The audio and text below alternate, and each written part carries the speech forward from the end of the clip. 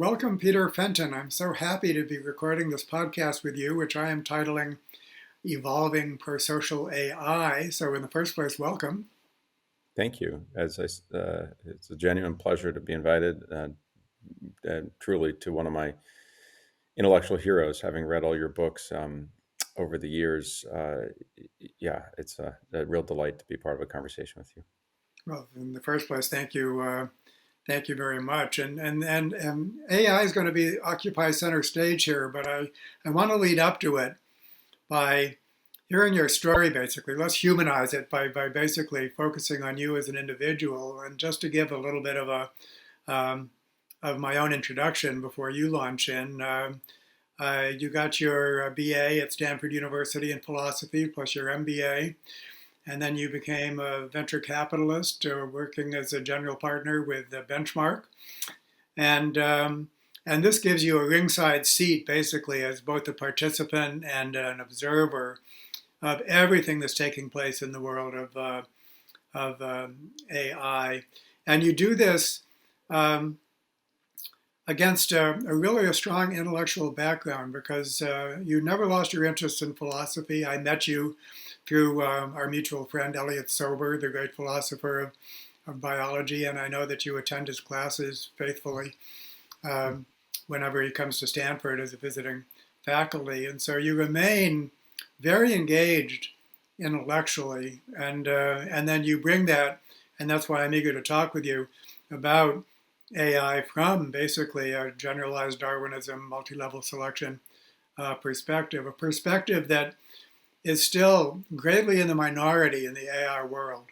And so it's against that background, could you please humanize this conversation in any way you like by just telling us how you wandered into this line of work Yeah. and especially your intellectual interests?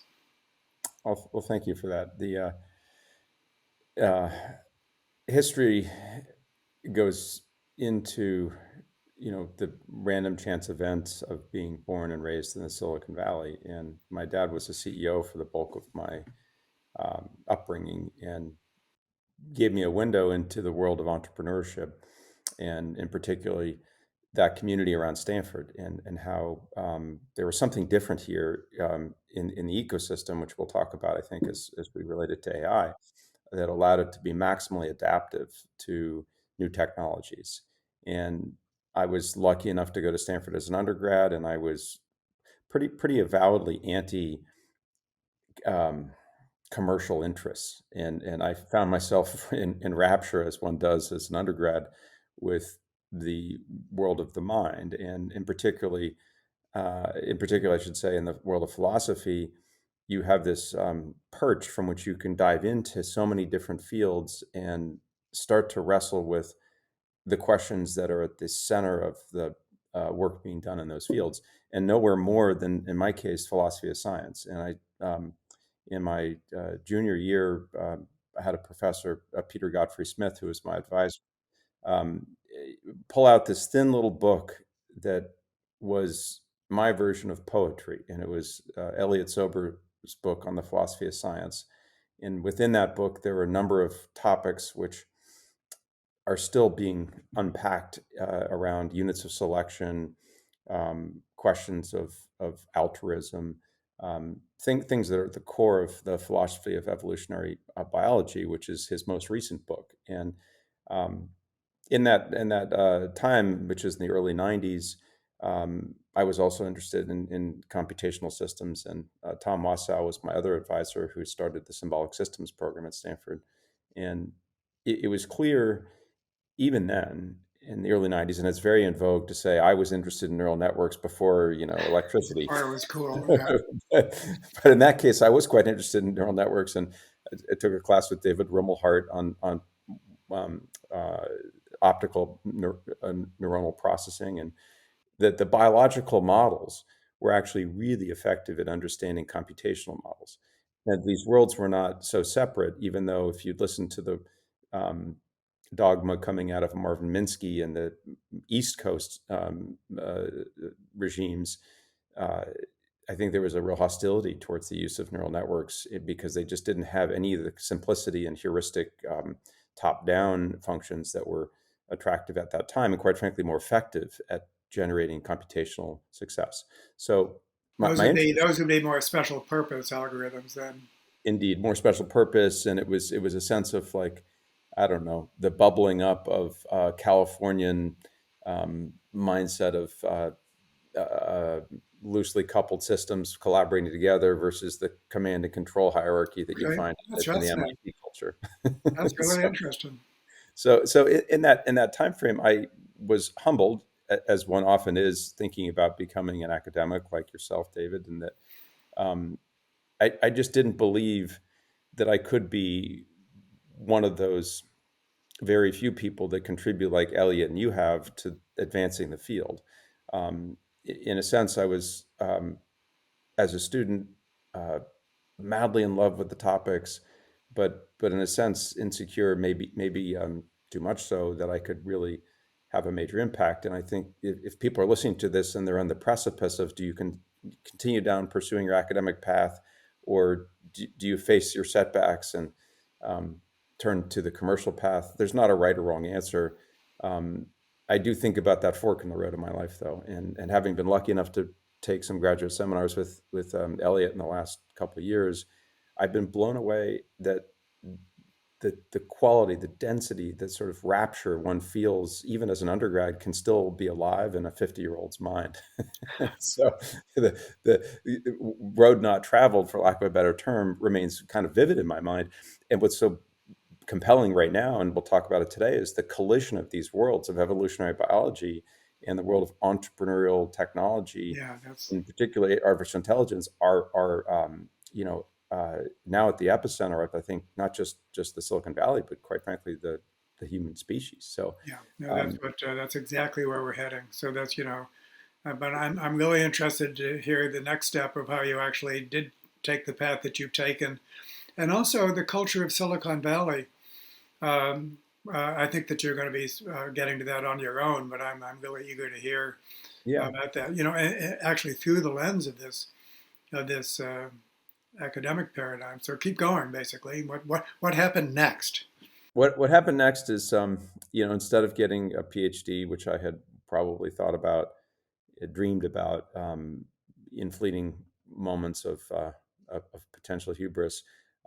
I went to a management consulting firm, Bain, and well, it's one of those things. I had two job offers coming out. Nobody wanted to hire a philosophy major back in 1994, except for Bain, and I had an offer from Morgan Stanley, and I believe sort of one from Goldman Sachs, and it's sort of appalling. And I look back at my life to think I would have gone from these high, um, minded pursuits to debasing myself as a consultant for a couple of years.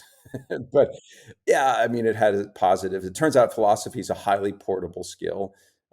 One might argue that it's the effective talent of BS. I found it to be more applicable for deconstructing problems into logical components that you could then apply rigorous thinking against. And so, 2 years at Bain, and then I had, through my dad's work as an entrepreneur, been exposed to the world of venture capital, and I always thought that that would be the ultimate dream job, which is to work with entrepreneurs at the very beginning of the life of a company, serve as almost a co-founder, a partner to these people on the wild adventure of building something from nothing.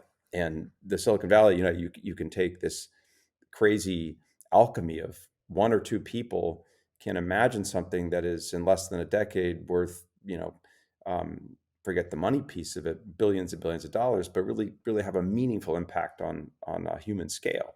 And that gravity well in the Silicon Valley of just getting to entrepreneurship and working on it, to me, venture capital was sort of the best route, other than founding your own company, which, being a philosophy major, you're um, ill-equipped to do much of anything. But I say that jokingly. Except you But can do everything. yeah, it's that you can do everything, and venture capital. I think it was a comment my dad made. He says, "You seem to me to have like your peaks and valleys, which is a broad way of saying my many deficiencies, would be hidden in the path of venture capital, and whatever strengths I did have would be amplified." And So to get into venture in that time, it was important, I felt, to work at a company, a startup, to really experience it firsthand before you start to make the decisions to invest in entrepreneurs and work with them over the years. And so in the mid 90s, I joined a startup. I was a product manager for about a year and a half, 2 years, and that was my launch pad into venture. And I've been doing that for, since 98. So coming up on 30 years, I probably worked with over my two venture firms. I've worked firstly at Excel Partners and then went to Benchmark, where I've been for about 20 years. My guess is 30 plus companies. I don't do the numbers on this, but over half a dozen of them have gone public. I'd say over 10 of them have gone through $1 billion in revenue. And, I've landed right now at the center of AI, and that, we have this ecosystem where the next big thing courses through the Silicon Valley's veins, I think, more cleanly than anywhere else in the world. So I joined the venture business when the internet, boom was in its peak fever pitch in 1999. So I was sort of at the tail end of that. And then the next big wave was social mobile, call it, 2007, 8 to about 2012. And I was lucky enough to be involved with the Series A investments at Uber, Snap, Instagram, Twitter. Where at Benchmark, we backed those companies at the very beginning. We then, the next wave we went through in the industry was crypto. In that case, it really wasn't much of a Silicon Valley phenomenon, even though there are a number of companies like Coinbase based here. But these cycles in venture tend to be labeled with one technology. And that was sort of from like 2013 till about 2020, 2022. And then, of course, the next big wave, and quite frankly, the biggest wave any of us have seen in our career, started in earnest in 2022 with the launch of ChatGPT. You could speak to computers. You could have a conversation with them. You could imagine all these, new possibilities, which is, in our sense, just at the beginning. And the Silicon Valley and venture capital in particular have proven over time to be the most responsive to these trends. And so the likelihood principle of like the next $1 trillion market cap company, when a new technology segment comes online, is high probability, as in like 90% likely, in my experience, to be based in the Silicon Valley. And we can get into why is that the case versus, New York. Yeah, let's do that briefly. And I've talked to other people about that, but I'm interested in your thoughts first because I think they relate back to um, evolutionary theory, believe it or not. But in your words, why is it that Silicon Valley is so culturally generative? Well, I think part of it is the evolutionary biology model of being adaptive as a system is highly applicable to the nature of the Silicon Valley. And there's certain things, I'll just point out a few variables that are conducive to the adaptability of the system. The capital resources are set up to seek the asymmetry of, if you put $1 in, you can only lose $1. If it works, you can get 1,000 or 10,000, and the best venture funds are generating 30 to 50 times. So there's a risk comfortable capital ecosystem. There's a high degree of sharing of know-how and expertise amongst the participants in the Silicon Valley. And Check. you might, That's one of the. Yeah, keep going. That's one of the yes, things on my and so, checklist. so so that high degree of sharing, by the way, is also embodied in the laws. And so we can't enforce non-competes in California. But in Boston and in Massachusetts and in the East Coast, non-competes are highly enforceable. So the idea of cross-pollination, of transmission of the ideas and know-how is deeply restricted outside of the Silicon Valley, and it's highly conducive here. There's the strong identity of the Silicon Valley of entrepreneurship. So our heroes are not financiers. Our heroes are not movie stars. Our heroes are the founders of it's Jensen at NVIDIA, it's Larry and Sergey at Google, it's Mark Zuckerberg, and so there's this aspirational sort of underlying ecosystem, and on top of that you have a bunch of efficient flows of information around, and this is the functioning of the ecosystem, hiring people the nature, some systems are that I've worked in are feel like, okay, you want to keep everything closed and inside of your network. The Silicon Valley has this default of, if someone asks me, one of my competitors asked me about an employee, um, I'll tell them everything that's of value and use, because it's not, you know, from my standpoint, it's an ecosystem ethos, an ethic, a culture that is, you support others because you never know, one day that may be you. Um, our heroes, people like Bill Campbell before he passed and Ron Conway, are notorious for having multiple competing interests because they collectively just want the ecosystem to flourish. So as you unpack it and you pull in the threads, or okay, what are the things that are also distinctive? There's this responsiveness of the Silicon Valley to disruption, and that to me is like most interesting, which is, how is it that by 2022, when you launched ChatGPT, fast forward 3 years, almost, when it was November, I think, of 22. And so fast forward 3 years, we probably have no less than 500 startups in the Silicon Valley that are premised on the existence of LLMs that would have been inconceivable to found in 2021. So the pace and the magnetic pull of the entrepreneurs towards the disruption forces is unlike anything I've seen. And part of it is also is that we have an immigrant based, most of the people we back, I'd say over 95% of the entrepreneurs in the history of Benchmark have come here, not just from, the East Coast, but from around the world. And that sense of, like, aggregating talent, all of this leads to, I think you could apply your his name was Timberg's principles of the Tinbergen's four questions, yes. yeah, function, history, mechanism, and development, around the Silicon Valley as the ecosystem. And you discover, I know there have been books that written about just the system is not yet been repeated anywhere else. And I think the mistake many people think is they apply one variable. Oh, it's access to capital, or it's changing regulation, or it's, and I think they miss is that the degree to which it's adaptive as a system. And part of that is something that we as a system go through manic cycles. I don't know that this is this well publicized, but our mania, which we have right now, creates bubbles, and bubbles are required in many ways to move innovation at a pace that would be severely restrained if we were more tempered. And so people always say, like, well, is it a bubble, is Silicon Valley? And but that's, yes, of course, that's the nature of what we do. And if it wasn't, then we wouldn't have this sort of, like, it goes back, by the way, I think, to the gold rush in California. That in San Francisco, there's this sense of, like, you know, levels of excitement that are totally unsustainable, but all consuming. And there's an adage right now that a lot of our companies are sharing, which is 996, 9 a.m. to 9 p.m., 6 days a week. The only other place in the world where that's really happening is in China.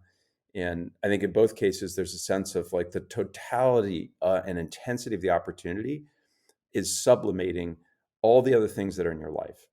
One of the non-well documented things is that San Francisco, as much as it is a city, um, you arrive and you're like, where's the Silicon Valley? Like, it, you go to New York, you can find the financial district. You go to Hollywood, you see the Hollywood Hills.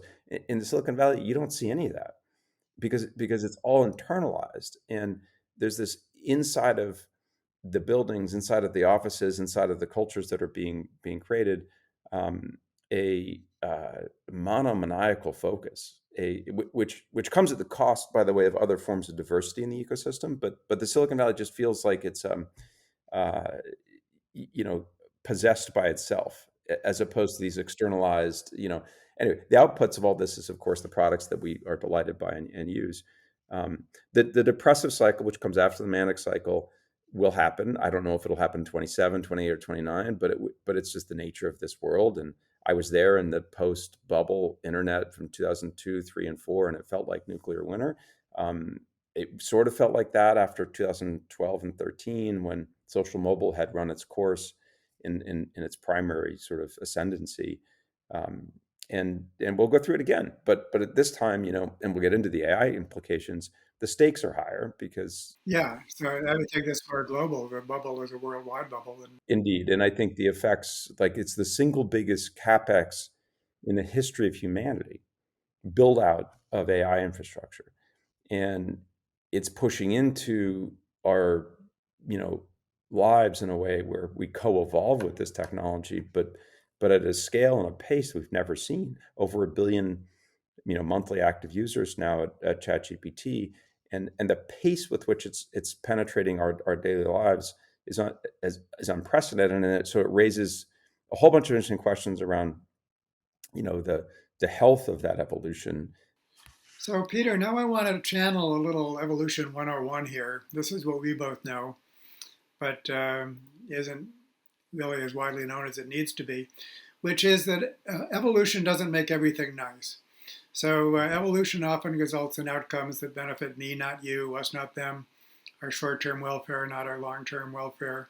And so that means that when we talk about cultural evolution, and technological evolution, and most recently AI evolution, and I think artificial intelligence could equally be called artificial evolution. We have all these evolutionary forces at work, but without some kind of regulation, to use a freighted word, Yeah. it can easily result in problems, not solutions. And cancer is kind of a metaphor for this. Cancer is evolution at lower scales becoming destructive at larger scales. That's the basic logic of multi-level selection. And this is something which just pervades every subject. In the natural world, it teaches us that nature is not just automatically harmonious. Special conditions are required for cooperation to evolve in nature. Um, all aspects of the human experience, economic systems.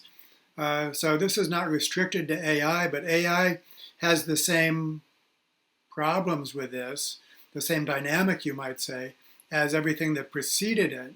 And so what this means is that for any innovation, then we have dysfunctional outcomes and basically dystopic outcomes in addition to more prosocial outcomes. So something must be done. And what might that be? So I think that's the dilemma. And just like to love to hear you talk about that, because I think you understand that as well as I do. And but you're in a better position to apply it to the whole technology world before and after AI. Well, I appreciate the framing. I think the power of evolutionary biology to help us understand adaptive, not just as sort of always aligned, but maladaptive versus adaptive towards the high functioning and flourishing of an ecosystem, is a grand opportunity to take our thinking up a level, to begin to understand the implication of these technologies. And we don't need to go far back in time to identify where you have pathologies that come out of um, the optimization of a system in a non-regulated direction. Social media has left a scar on a generation of children, and the algorithm made contact with humanity, and the algorithm won. If you look at the side effects, and I know this has been popular with Jonathan Haidt's book on the anxious generation, but the idea that we co-evolve with these technologies and that they become predatory in ways that are completely logical to, if you're trying to drive attention, and attention is a vehicle from which you can monetize, then you prey on the human's weaknesses to fall into those traps. And I think that the consciousness we now have at the implications shows up in many of the famous executives we know who run those companies don't let their children use those services. And they understand, we've borne witness to how they can erode our sense of well-being. So, I think this idea that it's laissez-faire, has been a bit of a Silicon Valley mantra, no regulation. And then you have the second model, which is top down.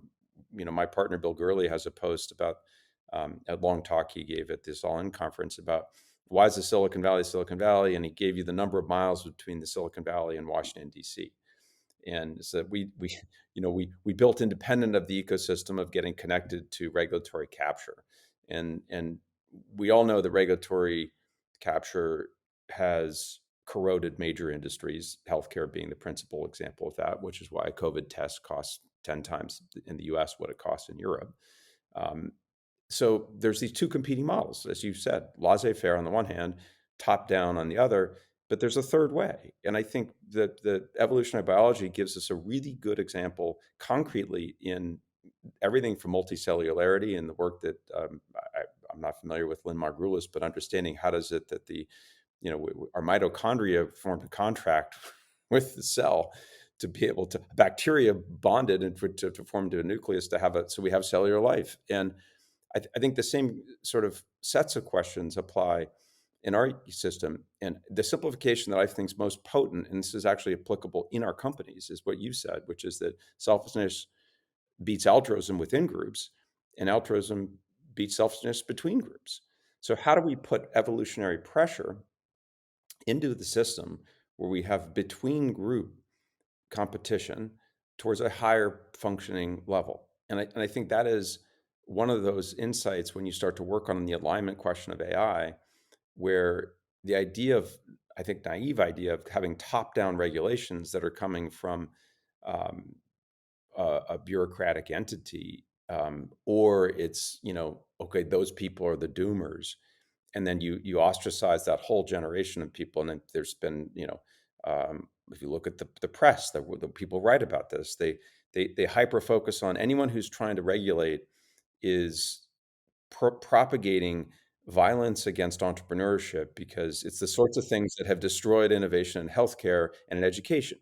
And it's, what's really behind it, and this is the narrative. What's really behind that is the perverse incentives of the companies in the lead, OpenAI, Anthropic, Facebook, et cetera, to block innovation from the startups that can topple them. Is that part of it? I mean, undeniably, that's happened in regulatory capture in certain industries. On the other end of the spectrum, you have laissez-faire, maximum force innovation, and with that bottom up model, you invite, you want to talk about cancer. I mean, you invite this sort of entropy in a system where the self-interest of any one party can destroy the overall organism. And we can look for concrete examples. Obviously, we know that if you weaponize AI without any control on it, it could, among other things, you have instrumental convergence. You have all these sort of the paperclip examples, all these stories about what happens when the system runs amok. And so we find ourselves in this polarity between the laissez-faire crowd and then the regulatory crowd. And I think we have an opportunity to sort of go to his third approach, which is bubbling up in the work you've been doing. And I think you don't need to look past the human body or even an organ, to see that there are multiple levels from which you can create alignment towards something that's functioning. Or if you don't have it, it's dysfunctional and it destroys itself. And so I think the question in front of the world for AI is really to say, what can we take around alignment in highly functioning, both pro-social systems, but also flourishing ecosystems, and map it into the AI project, which is an organic ecosystem. It's not a single machine operating against an objective function. The most compelling thinker I've spoken to on this in our actual ecosystem doing work on this is Emmett Shear. Emmett started a company called Softmax.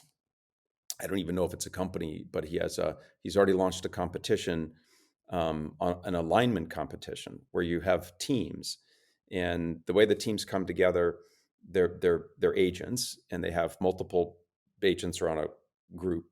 And I think this is a useful sidebar if you bear with me. The group then competes to create a certain outcome, which is, I believe it's an object that requires multiple parts.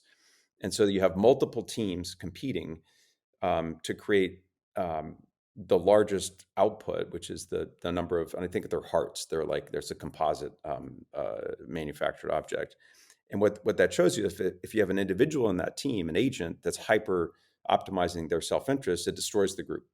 And it's everything from the water slider example you've used in your history to playing Monopoly as teams versus playing Monopolies against, multiple players.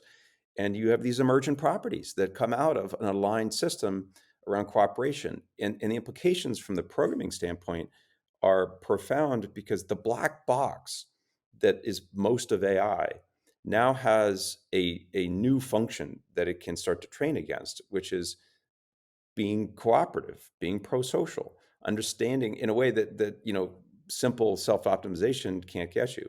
So it's just the beginning. I think we're starting to see that if you apply systemically the idea of a complex adaptive system as a system, and not as a system of agents that are maximizing their own internal objective function, the outcomes are transcendent. They're elevating the entire project beyond what I think is sort of the extremes of laissez-faire randomness, which is, of course, we know going to breed self-interest to the point of creating cancer, or this top-down rigidity, which is ultimately something I think appropriately falls into the we can't even know the problems we're trying to align against, much less prescribe the solutions in a way that are effective. So um, setting up the AI ecosystem so that it is conscious of, insofar as the system can be conscious of, the sorts of design principles and the aspects of a high functioning system.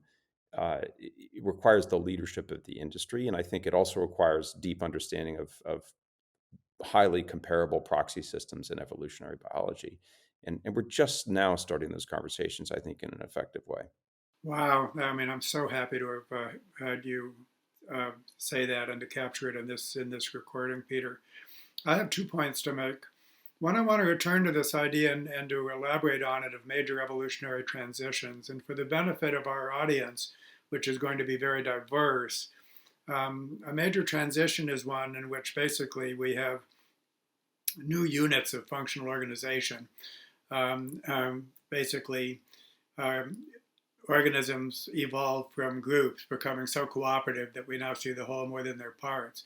And this major transitions in individuality in the biological world accounts for, in the first place, the origin of life, the first cells, the first eukaryotic cells, multicellular organisms, social insect colonies, and then humans as an ultrasocial species, and then carries on in cultural evolution from small groups to the mega societies of today. So there is like not just a theory, but a uh, overarching panoramic cosmology worldview about how functional organization just expands and expands and expands. And according to Teilhard de Chardin, an early thinker on this, is ultimately going to result in a planetary organism, Gaia, and so on. And so, what we against that panoramic background, we can actually see AI as if appropriately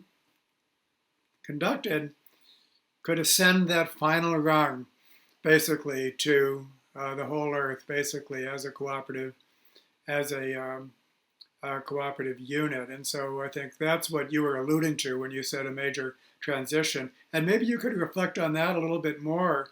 And it will lead to the next point I want to make, which is that this perspective, which becomes common sense and second nature for those who have been appropriately introduced to it, is still like 99% unknown in the economic world, and I wager in the tech world, and even the most like open-minded, pro-social people that are doing this, they just haven't encountered the corpus of ideas, and so just the spreading the word basically is something that's so very important and can be like 50% of the solution all by itself. There's so many parallels. I want to dance around a topic a little bit, which is um, if you look at the idea of a complex adaptive system, the adaptiveness of a system is always at risk at the lower levels of that system undermine the adaptiveness of the system. And one of the reasons the Silicon Valley is so great is that our big companies become powerful, and then they get cancer, and then they get ripped apart. And if you think about this ecosystem, one of the things I was sort of depressed with in the late part of the last decade was the strength of the large cap network effect companies, Google, Facebook, now Meta. Um, you can, of course, you point to Amazon and Microsoft up in Seattle, and when the when the lower levels become maximally predatory and undermine the system's adaptability, um, it becomes vulnerable to the destruction of the adaptability of the overall system. And this seems like, okay, that's an abstract thought. What does that mean? We live and flourish in creative destruction in the Silicon Valley because the system is the Silicon Valley. It's not the companies. The companies are the organs, for lack of a better analogy. And when one starts to grow and become like cancer and suffocate innovation and becomes hierarchical, becomes all those things that the Silicon Valley has trained to hate, um, you know, we we lose the magic of what makes it functioning. And so I think these questions of the ideal Homo economicus, the individual operator, maximizing their utility, um, make you blind to the actual phenomenon. And the actual phenomenon of the Silicon Valley as a system is relatively small units that are in competition with each other. But ultimately, the emergent property is a cooperative system of high transfer of knowledge, high transfer of capital, of resources, so that there's this transference. And what I'm certain of, which is so interesting to think about this in Silicon Valley, is that in the next 3 to 5 years, there will be at least three companies that are founded that don't exist today that will become as big as Google and Facebook. And you think, oh, that's crazy. How could you say that? Like, but that's the nature of the bubbling up of the innovation, is that we and they will devour and they will eat the not the carcasses of these companies, like, you think of Cisco and Intel and others that were the prior generations and in the Silicon Valley, and how they've been eviscerated. And I think that strength is the system's adaptability, creates something that's much larger than any one lower level unit of selection. And I think this does map on to what's going on in AI. If you look at what's happened so far in AI, the people at OpenAI, Nick Turley is a friend. He was the product manager responsible for ChatGPT. And if you learn anything about evolution, it's three things. It's planned and unplanned variants, and I'm mapping it now to our world of entrepreneurship. Yeah, but Um, let me just flag planned and unplanned. It's really good. So, yes, cultural evolution will always have a bond component. It also needs a planned component. And indeed. so, the planned and unplanned, I just wanted to flag that as an Planned important and element. unplanned is one variable.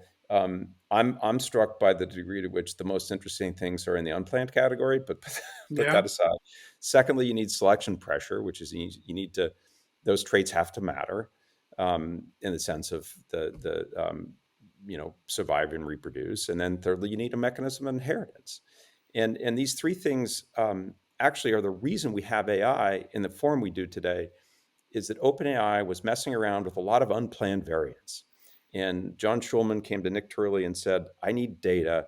We have this internal system here that was a chat system that would be a good way to have other people use outside of OpenAI, which then led to the launch of ChatGPT. And people all say that, like, proof that it was unplanned is they called it ChatGPT.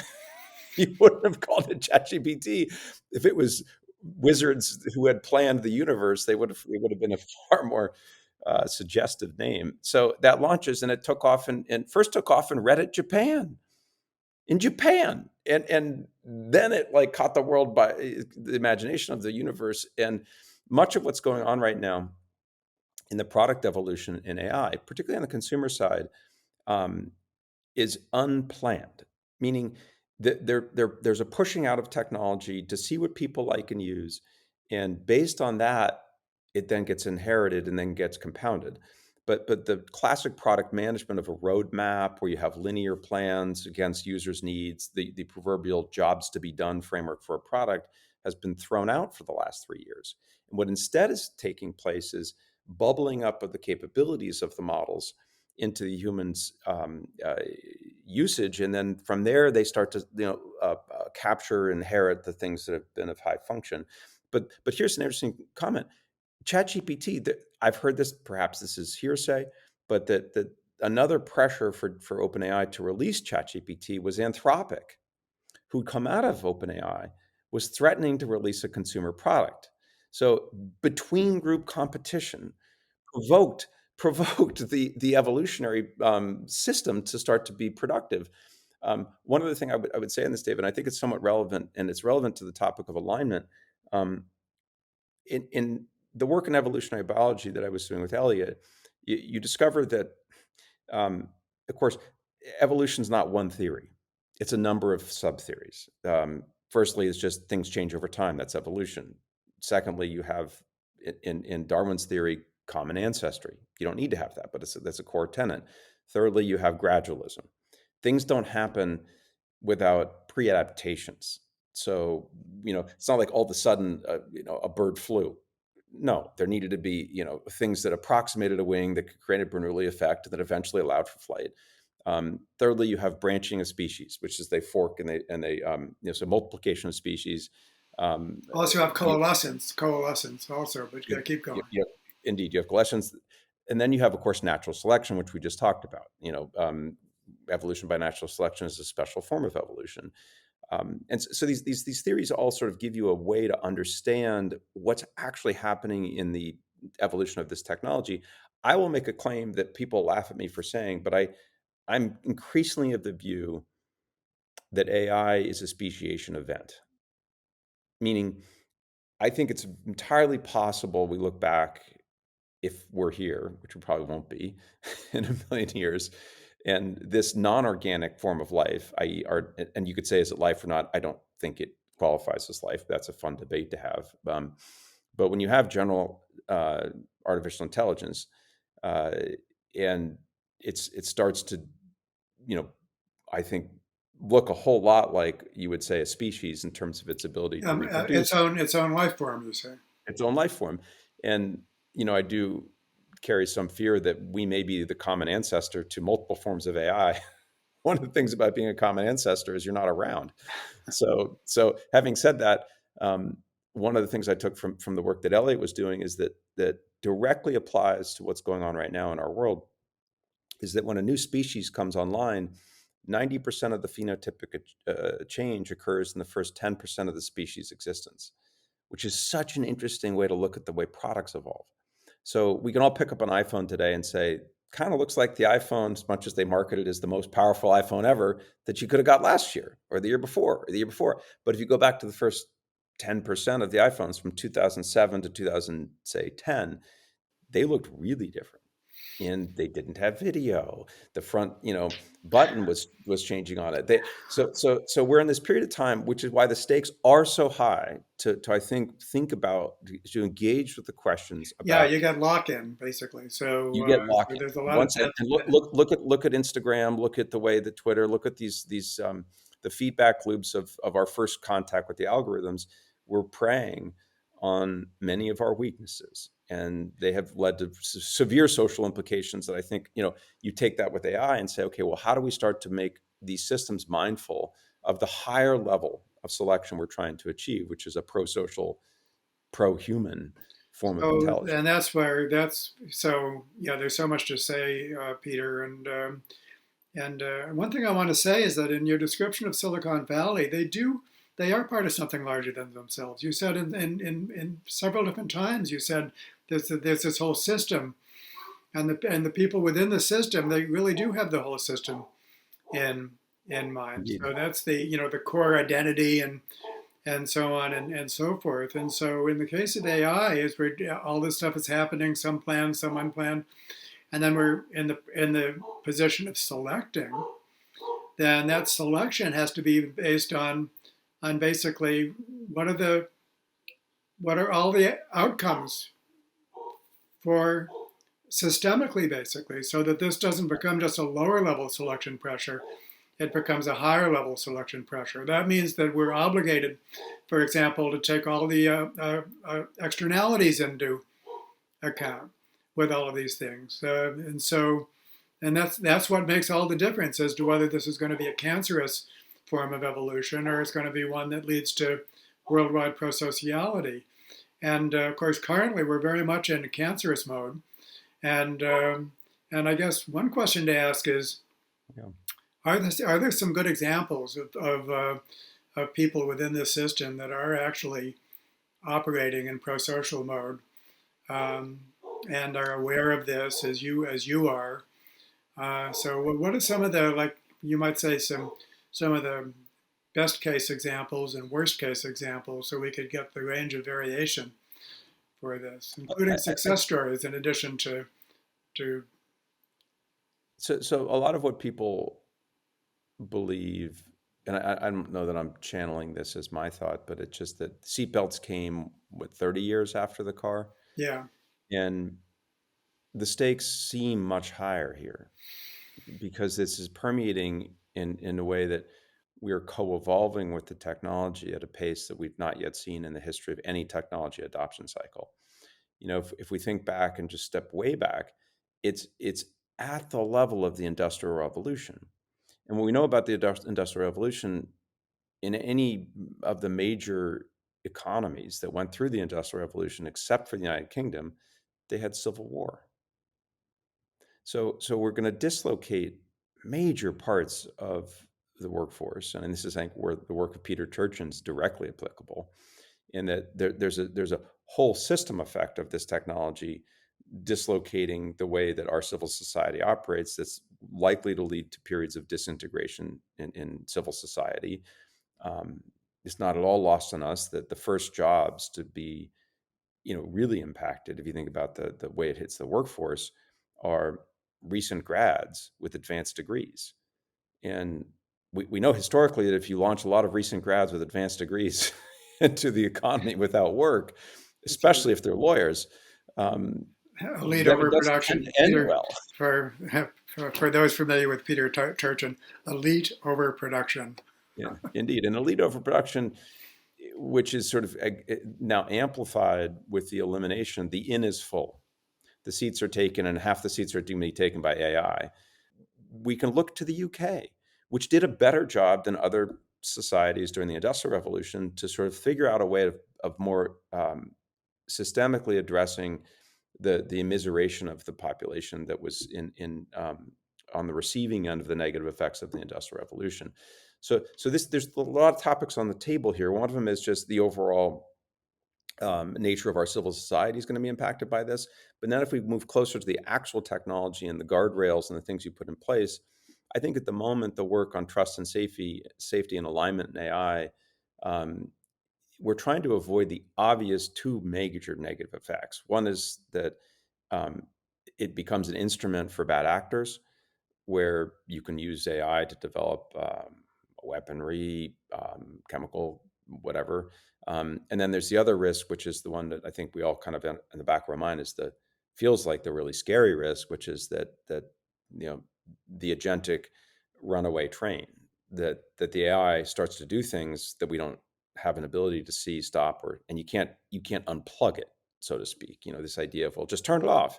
It's like, just turn the internet off. So at the moment, I think we have a trust and safety guardrail, um, and I do believe that the companies that are in this ecosystem are taking it seriously. But that's a different. Those two sort of risks are different than what I would say is sort of a more evolved, pro-social, aligned ecosystem. And I think there we don't even know how to frame the problem except by taking models from evolutionary biology, where you say adaptive as an organism. Well, what does that mean? And immediately you start to push on that, and you're going to get a fracture of what is it the objective function it would be. So one example of these systems we know is that they go through reinforcement learning. They start to create synthetic data. They train themselves. If the objective function is profit maximization, then we're going to have outcomes that are at real odds with the high functioning of this technology alongside of humanity. So the objective function should be dot dot dot. Well, I think that is the debate, which is like, how do you have how do you allow for an objective function to be aligned, but in a system that's inscrutable? And the absence of observability inside of the AI, it's not like you could see pull this lever, pull that lever.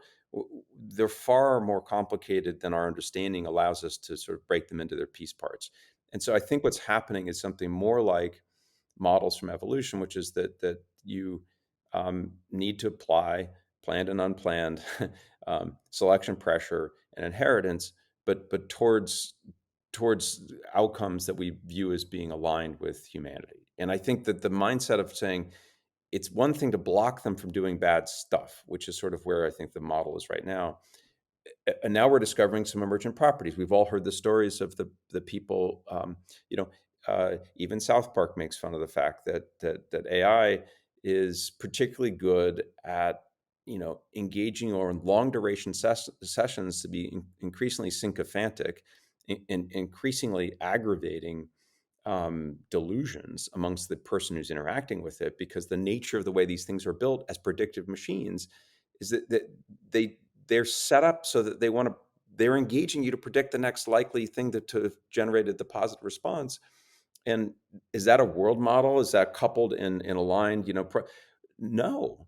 And so we have a reactive. Our seatbelts that we're realizing we need. I think we're discovering, as we always will. I think with new technologies, too late. But more importantly, I don't think we have a systemic way of engaging the problem beyond this balkanization between laissez-faire on the one hand and hyperregulation on the other. So I think it's ultimately a set of Well, questions at that this. middle ground, the third way between laissez-faire and centralized planning, is experiment, experiment, experiment. And Yes. so, and knowing that unforeseen consequences will abound. Life is like a folktale where you get to make a wish and end up regretting your wish. So that's going to happen. And unless we have ways of modeling it, detecting it, correcting it, and so there's your evolution: variation, selection, replication cycles that you're applying as fast as you possibly can. So Peter, as we wind up here, and this has been such a great conversation, how many people among your associates in the venture capitalist and AI Silicon Valley world have your degree of literacy about evolution? I believe there are pockets of um, remarkable at the edge of our understanding thinking that are coursing through the company's um, discourse, but it's, I would say, less than 100 people that I can imagine that really are preoccupied. There are certain thought leaders that stand out. Emmett Shear stands out in his company SoftMax. Dario and the team at Anthropic have been, I think, very articulate about he says, the race to the top, which is to attract the best researchers by being conscious about these questions. But, as an ecosystem, I think we're struggling at the first step, which is, what are the right questions? And it's one thing to say, we have these competing factions, and we do, between laissez-faire and centralized planning. It's another to say that we have agreed on the core questions to wrestle with, so that we can start to advance against that objective. And I think those questions come out of evolutionary biology models, because it is a major evolutionary transition, and we know what happens when there's dysregulation, and we know what happens when there's overly rigid systems that aren't flexible. And so it's a precious few, but I actually have conviction that once people start to really think about the implication of technology, that it unlocks so much energy, because there are many in our ecosystem that are feeling like they're voiceless, powerless, and in a sense helpless to do anything but pursue the objective function of make their company successful. And I think there's a craving, an aching for a engagement with the sort of questions that we put in front of us. If we had those questions, quite frankly, because I was there at the last little blip of social mobile, we didn't internalize. And I was on the board of Twitter for 8 years, but we had an instinct that there were antisocial negative things going on. And by the way, the instinct was sort of graphically produced every day with the vitriol and scaling of antisocial behavior in online platforms. And there was one system that we all pointed to, and I think it's an example. And I would hold this out there as an optimist claim. Wikipedia seems to Yeah. have gotten it right. Yes. And so you say, okay, so there's a highly, I mean, adaptive as a system. We know we have a model in online social, and Reddit, I think, has done an okay job of this. But I'll tell you, like at Twitter, we never. we didn't learn from that in the way that was appropriately transferred into the Twitter Let's dwell ecosystem. on this a little bit, Peter, because Wikipedia, I have a wonderful podcast with Ann Klin, who is one of the senior Wikipedia volunteers. And the podcast is titled Wikipedia as a Superorganism. Yeah, And so it is indeed, and there's other examples as well, I think, including in the whole world of open source. And yeah, I mean, one reason it works is that the objective function, the purpose, the raison d'etre, is not profit. It's a repository of knowledge, or it's a software developing system that everyone can contribute to. So basically, there's some goal, core design principle one, sense of identity and purpose, which is a overall systemic goal, and that provides the selection pressure. Basically, is to contribute to that. And the yeah, amount of structure that's built into Wikipedia, could you just imagine all of the special interests that want to distort the knowledge of Wikipedia? It's truly like an organism that's being bombarded by diseases all the right, time, right, all the time. And if it doesn't have a strong immune system, in order to keep that out, it's not gonna succeed. And so it does. It yeah, has an anatomy and a physiology and all of that. So I think that, and it's not the only example. So the idea that we have some positive examples out there that we can understand and then emulate and expand upon, I think is huge. And so thank you so much for mentioning Wikipedia. Well, I think the Wikipedia, but Jimmy Wales and the original ideas, he was such a great example of unplanned variation because he originally had started it as a venture-backed company to build a competitor to Encyclopedia Britannica. He failed and left the servers on, and these Wikipedians took them over, and they built this with the core, the identity of um, uh, uh, a repository for the world's knowledge with a neutral point of view, NPOV.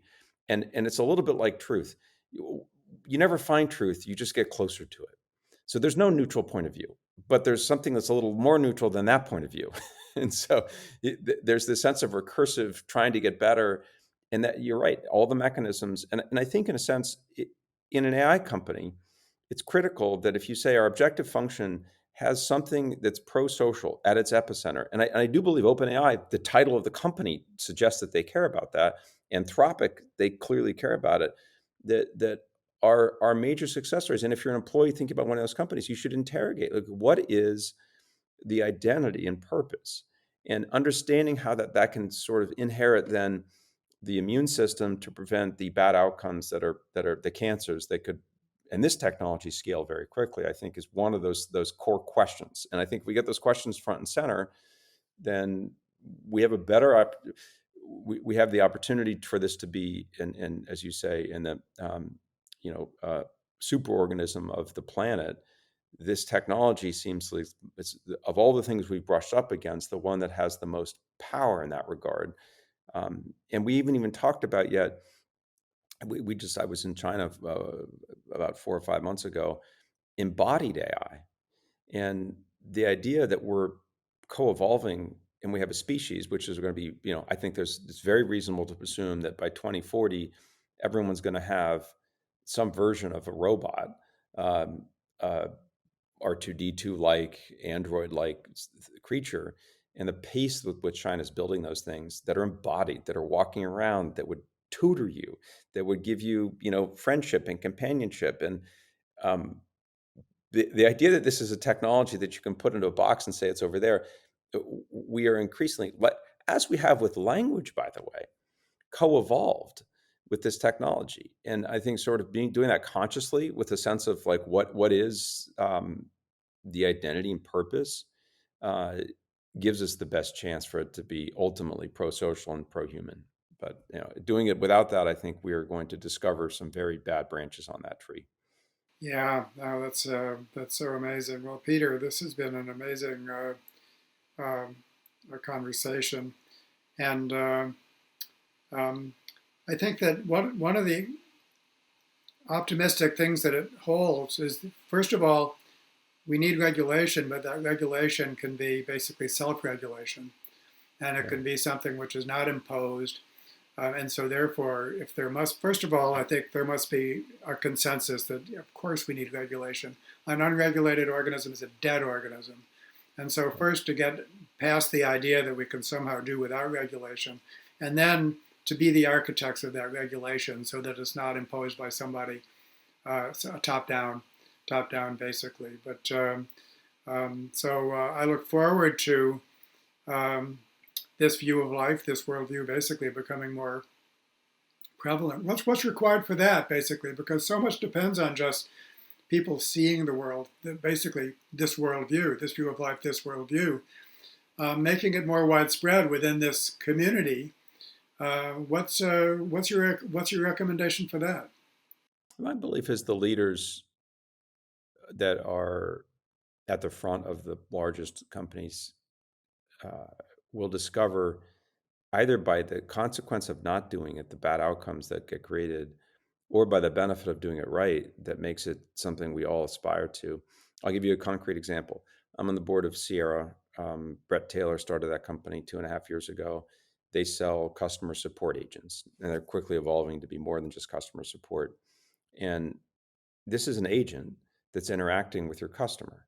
And so, insofar as that agent is left unchecked, unregulated, it can do a lot of very bad things. It can do some great things for the customer, like there's an example of an agent in um, Air Canada had an agent give a customer a refund because they had a death in the family. The policies were violated. So Air Canada came back and told the customer that the agent went amok and asked for the money back. And the agent, was nowhere to be found. This is a terrible story because the customer sued Air Canada. Air Canada chose to litigate, and the customer won because the agent gave them the money back. And so the idea that you can do these things without any regulation will create stories that will abound of the run amok. And then the question is, okay, well, how do you start to inherit the attributes of a functioning pro-social, pro-aligned, and I think we're going to, because the contact these technologies are having with humans at scale, it will create the kinds of flywheel, like multiple experiments every day when these products are a billion times a month, if in case of ChatGPT, that if we don't get this right, it'll be visible quickly. And I think that those implications then mean that you don't just talk about it. You have to embody it in the way you build your company. So my belief is that a handful of leaders, and I think Dario and Anthropic is an example of this. I believe Brett is doing this, and the other thing Brett and the founders did at Sierra was they donated a part of their company to retrain people who are going to be displaced from the workforce as part of the in understanding the broad systemic implications of the technology. So, like any transcendent moment in humanity, it's not one person, it's the system, but it requires agents within that system to be thinking about the whole and not their own self-interest. And I think you in particular, but all of us, amplifying those stories, they become they shape the narrative. And if we also put some attention on where it goes wrong, we can understand the consequences of not focusing on it. Well, that's the perfect way to end. So thank you, Peter, and it's such a delight. Uh, you know, to take what's inside the ivory tower and bring it outside the ivory tower in a moment in history.